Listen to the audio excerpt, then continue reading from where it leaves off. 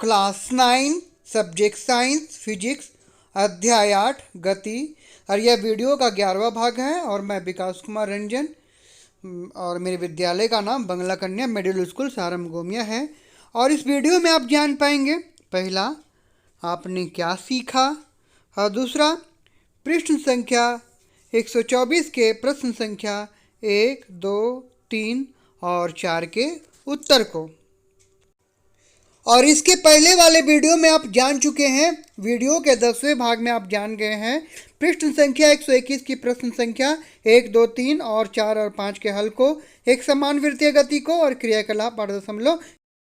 और जो बच्चे इस 10वें भाग को नहीं देखे हैं उसका डिस्क्रिप्शन मैं यूट्यूब के लिंक में डाल दूंगा, जहां से आप जाकर देख सकते हैं। और बच्चों, आप पढ़ रहे हैं एनसीईआरटी की किताब अध्याय 8 गति मोशन। यह एनसीईआरटी की किताब है और कक्षा 9 की है। और हम वीडियो को पढ़ रहे हैं, समझ रहे हैं। और आइए हम जानते हैं पाठ के आगे के भाग को। आपने क्या सीखा?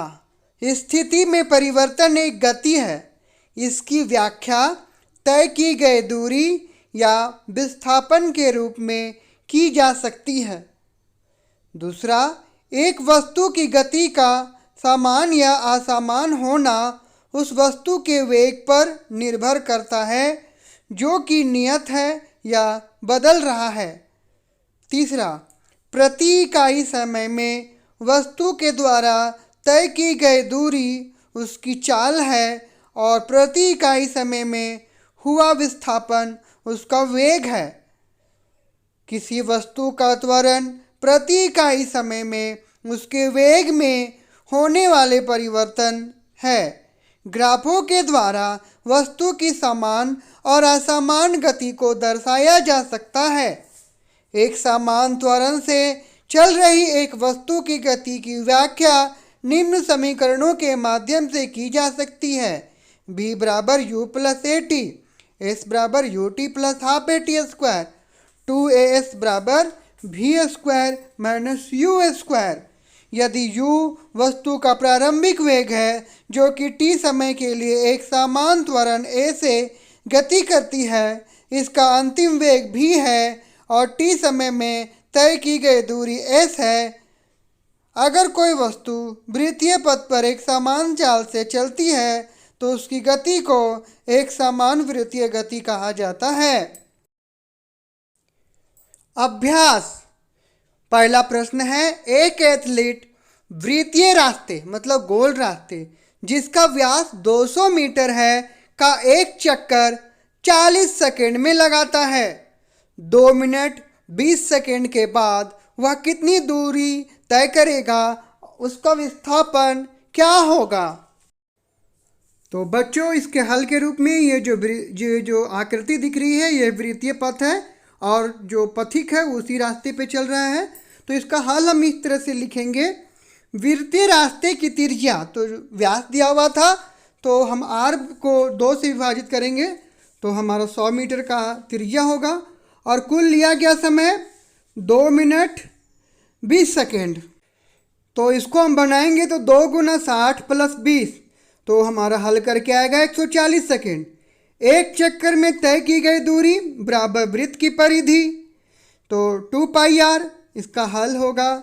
हल करेंगे 2 और पाई का मान होगा 22/7 और r बराबर 100, तो 4400 मीटर डिवाइडेड बाई 7 विभाजित करेंगे 7 से, तो 4400/7। एक चक्कर में लिया गया समय तो 40 सेकेंड और इसलिए 40 सेकेंड में तय की गई दूरी तो हमारा है 40 सेकेंड में एक चक्कर लगा लेता है, मतलब 4400/7। तो एक सेकेंड में तो यहाँ पर जाके 40 विभाजित हो जाएगा। तो चूंकि हमको 40 का नहीं निकालना है, 140 का निकालना है, तो 140 सेकेंड में तय की गई दूरी, तो इसको हम हल करेंगे जो आप देख रहे हैं, तो हमारा आएगा 2200 मीटर। अब हमें पता लगाना है कि कुल कितना चक्कर लगाया जा रहा है। तो लगाए गए चक्कर तो कुल तय की गई दूरी जितना है और एक चक्कर में तय की गई दूरी, तो कुल दूरी है 2200 और एक चक्कर में 4400 डिवाइडेड बाई 7, तो इसका हल करेंगे तो हमारा आएगा 3.5 चक्कर, मतलब 3.5। 3 पूरे चक्कर में विस्थापन होगा, क्योंकि विस्थापन में जहाँ से जहाँ पहुँचा था वहाँ पहुँच गया तो वो विस्थापन 0 होगा। लेकिन आधा चक्कर पर एथलीट का विस्थापन, तो जो प्रारंभिक और अंतिम अवस्था की न्यूनतम दूरी, तो वृत्त का व्यास है 200 मीटर, अतः 2 मिनट 20 सेकेंड के बाद वह 2200 मीटर की दूरी तय करेगा और विस्थापन 200 मीटर होगा। बच्चों एक बार फिर से आप देख लीजिए चित्र में, तो 3 चक्कर जो है कुल दूरी, तो वो तो पूरा दूरी ही है, लेकिन विस्थापन जो है आधा, तो आधा विस्थापन एक सीधी लाइन है, यहाँ सीधी लाइन यहाँ से यहाँ है और इसी का यहाँ पे हल किया गया है और जो 200 मीटर आया है।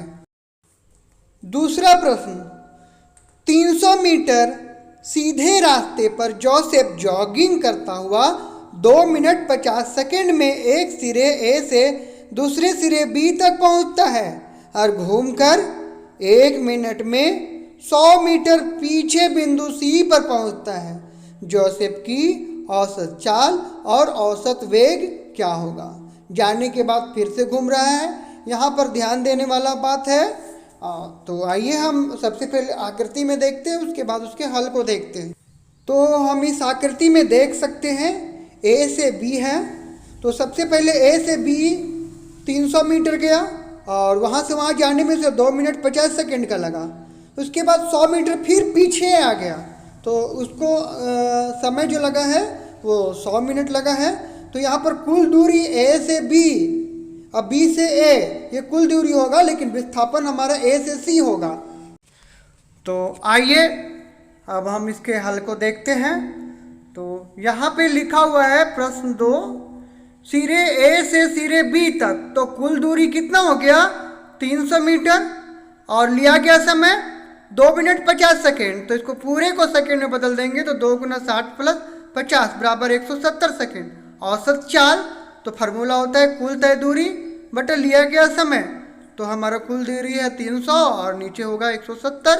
इसको हम लोग भागा देंगे तो आएगा 1.76 मीटर प्रति सेकेंड, मतलब ये चाल आया। और तो यहाँ पर हम देख रहे हैं कि कुल विस्थापन होगा 300 मीटर और कुल लिया गया समय कितना होगा, तो इसे फिर से बदलेंगे 2 गुना, तो ये हमारा जो निकला हुआ है 170 सेकेंड। अब आइए आगे बढ़ते हैं। दूसरे वाले प्रश्न में 2 भाग हैं, ए और बी। तो बी वाले में सिरे ए से सिरे सी तक हमें जाना है, तो सिरे ए से सिरे सी तक कुल तय दूरी, तो 300 प्लस वापस हुआ 100, तो 400 मीटर और लिया गया कुल समय तो 3 मिनट 50 सेकेंड। तो फिर इसे हम पूरे को सेकेंड में बदल देंगे तो हमारा हल करके आएगा 230 सेकेंड। अब औसत चाल पूछा है प्रश्न से, तो औसत चाल बराबर होता है कुल तय दूरी बटा लिया गया समय, तो हमारा कुल तय की दूरी 400 है और लिया गया कुल समय 230 सेकेंड है। तो हमें हल करेंगे तो 1.74 मीटर प्रति सेकेंड आएगा। अब हमें विस्थापन निकालना है। विस्थापन निकालने के लिए हमें फिर से एक बार आकृति को देखना होगा। तो हमारी आकृति जो वस्तु है वो ए से बी में गई, अब बी से सी में आई, लेकिन विस्थापन में ये देखा जाता है कि वर्तमान समय में वस्तु कहाँ है, तो वर्तमान समय में वस्तु सी में है। तो हमें ए से बी नहीं देखना होगा, अब हमें ए से सी देखना होगा। अब ए से सी की दूरी कैसे निकलेगी, तो कुल दूरी थी 300 और पीछे वापस हुई 100, तो हम इस तरह से लिखेंगे कि कुल विस्थापन बराबर 300 - 100 बराबर 200 मीटर। अब निकालना है कुल लिया गया कुल समय, तो 3 मिनट 50 सेकेंड, तो ये तो पूरे को हम लोग सेकेंड में बदल देंगे, तो मिनट में बदलने के लिए 60 से गुना करेंगे तो हमारा हल करके आएगा 230 सेकेंड। अब औसत वेग, तो कुल विस्थापन बटा लिया गया समय, तो हमारा कुल विस्थापन है 200 और नीचे है 230, तो हमारा आएगा 0.87 मीटर प्रति सेकेंड। तीसरा प्रश्न, अब्दुल गाड़ी से स्कूल जाने के क्रम में औसत चाल को 20 किलोमीटर प्रति घंटा पाता है। उसी रास्ते में लौटने के समय वहाँ भीड़ कम है और औसत चाल 40 किलोमीटर प्रति घंटा है। अब्दुल की इस पूरी यात्रा में उसकी औसत चाल क्या है? तो आइए हम इसका हल निकालते हैं। तो माना स्कूल तक कुल दूरी x किलोमीटर, स्कूल जाने के क्रम में औसत चाल 20 किलोमीटर प्रति घंटा, इसलिए जाने में लिया गया समय t1 बराबर दूरी बटा चाल बराबर x बटा 20 घंटा। लौटने के समय औसत चाल बराबर 40 किलोमीटर प्रति घंटा, इसलिए वापस आने में लिया गया समय t2 बराबर x बाई 40 मतलब x बटा 40, जो फार्मूला है दूरी बटा चाल उसी में बैठाएंगे। तो पूरी यात्रा में औसत चाल बराबर कुल दूरी बटा लिया गया कुल समय, तो कुल दूरी है हमारा x प्लस एक्स और बटा इधर है x plus 20 plus x by 40। इसको हल करेंगे तो ये 2x और इधर आ जाएगा 2x प्लस एक्स प्लस 40 और ये पूरे तरीके से हल करने पर हमारा आएगा 26.67 और किलोमीटर प्रति घंटा। और आप पूरे हल को विस्तार से इस ब्लैक बोर्ड से देख सकते हैं और समझ सकते हैं। बहुत आसान है, आप प्रैक्टिस करते रहे, आपको भी आसान लगेगा। चौथा प्रश्न, कोई मोटर बोट झील में विरामावस्था से सरल रेखीय पथ पर 3.0 मीटर प्रति सेकेंड स्क्वायर की नियत त्वरण से 8 सेकेंड तक चलती है। इस समय अंतराल में मोटर बोट कितनी दूरी तय करती है? तो आइए हम इसके हल को देखते हैं। तो प्रारंभिक वेग है u, चूँकि विरामावस्था में है तो u 0 हो जाएगा, और त्वरण है a 3 मीटर प्रति सेकेंड, लिया गया समय t 8 सेकेंड। गति के दूसरे समीकरण से तय की गई दूरी बराबर फार्मूला होता है s बराबर ut plus half A T square. तो s यहाँ पर 0 और t 8 प्लस हाफ और 3 और ये t की जगह पर 8 स्क्वायर, तो s बराबर होगा हमारा 96 मीटर। अतः इस समय अंतराल में मोटर बोट 96 मीटर दूरी तय करती है। तो बच्चों इस वीडियो में इतना ही, और अगले वीडियो में हम ग्राफ का कुछ प्रश्न बनाएंगे। तो अगले वीडियो के लिए आप रेडी रहिएगा, तैयार रहिएगा ग्राफ कॉपी लेके। और अगले वीडियो में हम 5वां